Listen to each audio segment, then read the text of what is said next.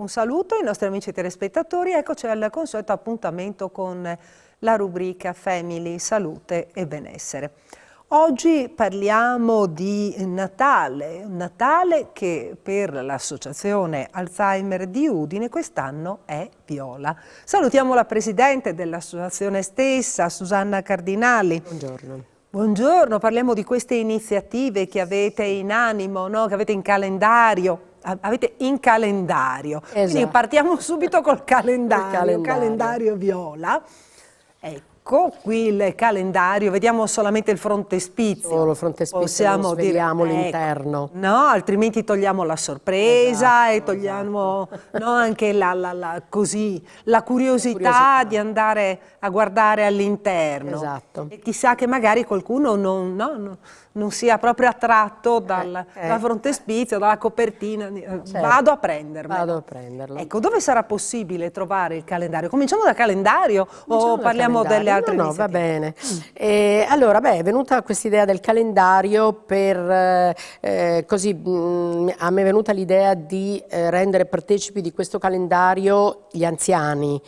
E in particolare gli anziani ricoverati al centro diurno per Vinca.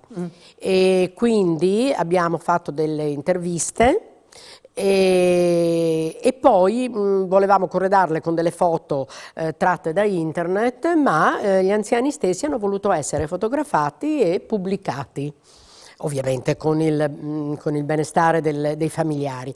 E quindi questo calendario vedrà la luce la prossima settimana, verrà presentato prima al visionario venerdì 16 e verrà anche ovviamente venduto, e poi sarà nel gazebo viola che noi avremo in piazzetta Belloni sabato 16, sabato 17 e domenica 18, dove appunto con un'offerta minima di 8 euro si potrà avere questo calendario, che appunto è fatto interamente dagli anziani con le loro foto e le loro frasi. Le loro frasi, e quindi raccontano magari Pezzi di vita. Ecco, pezzi di vita. Pezzi di vita. E il calendario sarà accompagnato, lo vediamo qui anche sul nostro tavolino, se chiaramente no?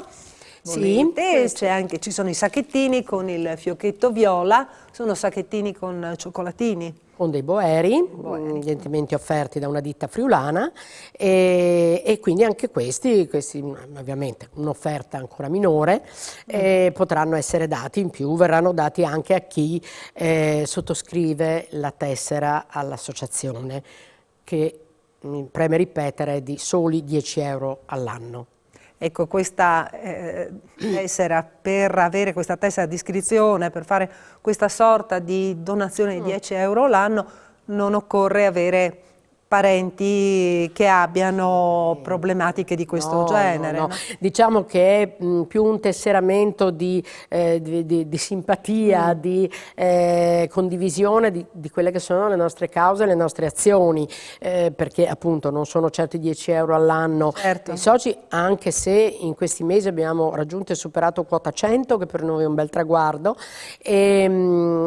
ma più l'associazione ovviamente ha i numeri e più magari può anche contare, no?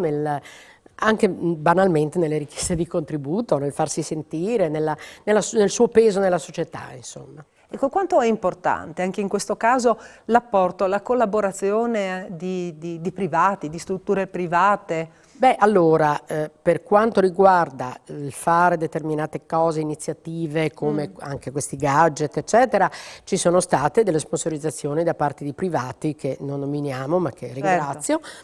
E che quindi ci hanno aiutato a farlo.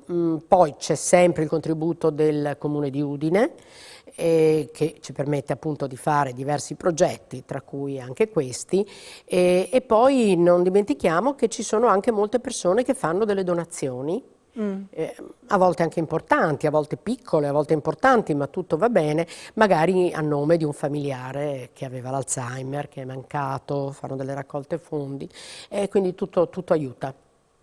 Ecco, e questo è importante anche perché così riuscite a organizzare iniziative che a loro volta mettono in moto ulteriormente la solidarietà, fanno conoscere l'associazione, fanno conoscere la problematica ulteriormente. Per questo anche adesso Natale Viola con 3 giornate. Con 3 giornate, venerdì pomeriggio, venerdì 16 abbiamo uno dei nostri incontri al Visionario per la rassegna quelli del pomeriggio, dei film che proiettiamo con commento, dibattito, eccetera, e in questo caso dopo il film ci sarà appunto al Bar del Visionario la presentazione del calendario, un breve brindisi natalizio.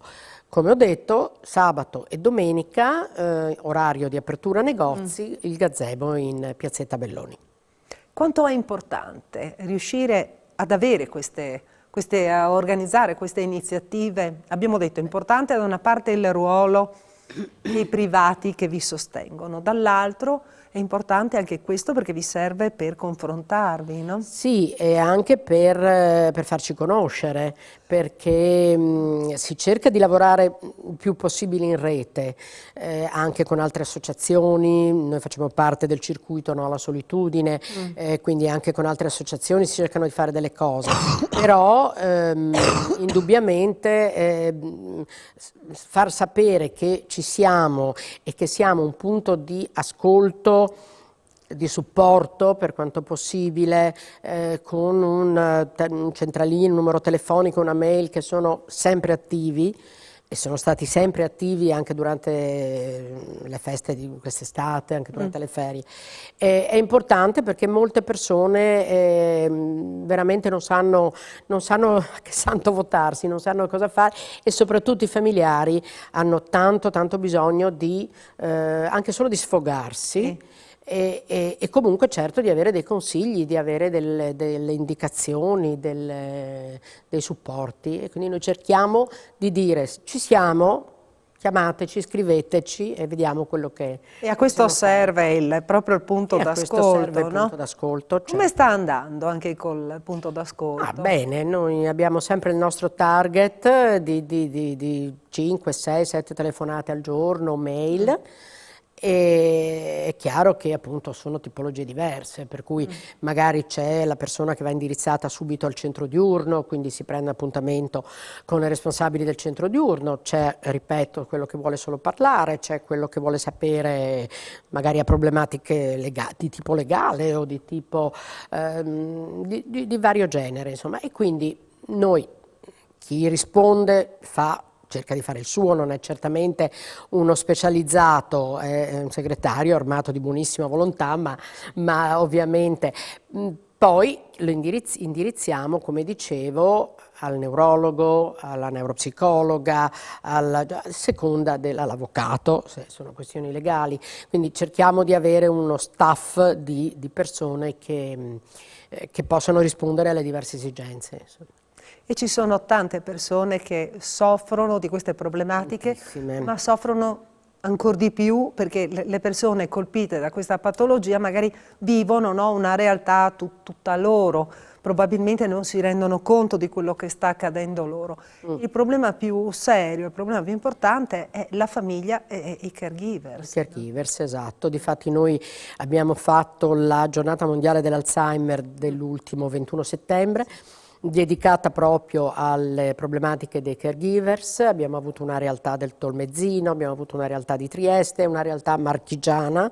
Questa è stata particolare perché proprio è un gruppo d'ascolto a livello nazionale tra malati di Alzheimer, cioè tra familiari di malati di Alzheimer, e abbiamo potuto constatare appunto soprattutto questo, che il familiare è il più delle volte destabilizzato da questa situazione che ha in casa, e quindi è quello che alla fine magari è più bisognoso di un supporto psicologico, perché, ripeto, dal punto di vista pratico c'è il centro diurno, che è la via di mezzo tra la casa e la casa di riposo, ma è comunque un gran sollievo per un familiare che può metterlo al centro diurno a socializzare, anche a stare in compagnia per tutto il giorno.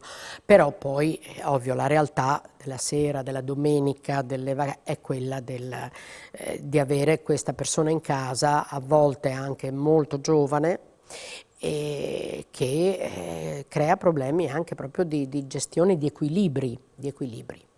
Ecco, anche perché strutture dedicate ce ne sono veramente, veramente poche, no? No, Cioè, non ci sono. proprio specializzate. No, diciamo che il centro diurno per Vinca è l'unico a Udine.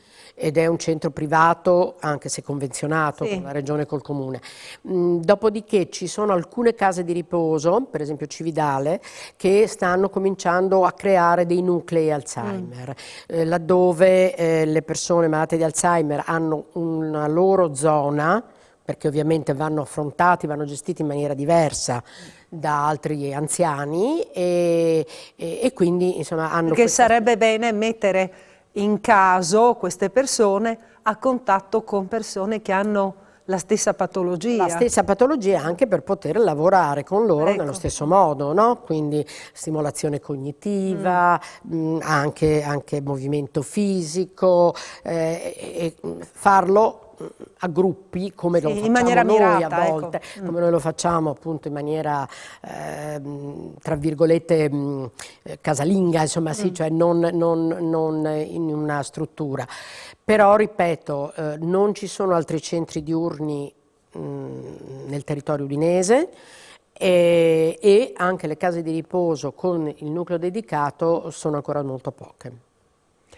Speriamo che quando ci rivedremo per il prossimo evento, tanto è questione di poco, no? Perché voi organizzate in continuazione manifestazioni. Speriamo, no? Che nel frattempo, magari nel giro di pochi giorni, dopo il Natale, no? Che succeda qualcosa. Esatto. Ringraziamo Susanna Cardinali, che è presidente, ricordiamo essere presidente dell'Associazione Alzheimer di Udine. Vi ricordiamo ancora che quest'anno, appunto, per l'Associazione Alzheimer di Udine, il Natale e Viola, 3 giornate dedicate appunto a questa patologia, a conoscerla, avvicinarsi, cercare di dare magari un aiuto. Ricordiamo che le giornate sono venerdì 16, il 17 e domenica 18 dicembre a Udine. Grazie per averci seguito, a tutti, arrivederci. Grazie.